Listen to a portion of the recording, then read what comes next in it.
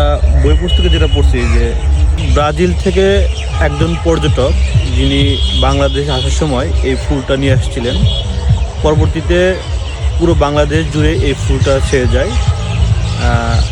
নদী, নালা, খাল, বিল আপনি যেখানে যাবেন এই কচুরিপানা দেখতে পাবেন। এবং এই কচুরিপানার থেকে কিন্তু এই ফুলগুলো দেখেন, যখন নদীতে পুরো ছেয়ে যায় এই ফুল দিয়ে অসম্ভব সুন্দর একটা পরিবেশের সৃষ্টি হয়।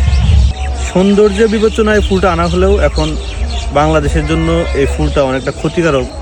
আসলে ফুলটা না, ফুলের আসলে যে কচুরিপানা সেটা আসলে মানে যে নদীর যে স্বাভাবিক গতিপ্রবাহ সেটাকে বাধাগ্রস্ত করার কারণে যে বাস্তুর অবস্থানে একটা বাধা সৃষ্টি করতেছে।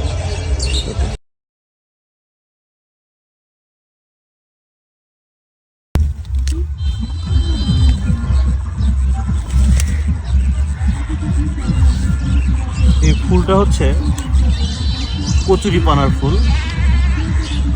তো আমাদের এই অঞ্চলে এটাকে বলা হয় কস্তুরী ফুল। কচুরিটাকেই মানে সংক্ষেপে আমাদের আঞ্চলিক ভাষায় কস্তুরী বলে। তো এই মৌসুমে হচ্ছে যে পানির কোনো প্রভাব থাকে না, যার কারণে প্রচুর কচুরিপানা হয়। আর সেই পানা থেকে কিন্তু এই ফুলগুলো হয়। এই চতুর্দিকে অনেক ফুল ফুটছে, অনেক সুন্দর লাগতেছে।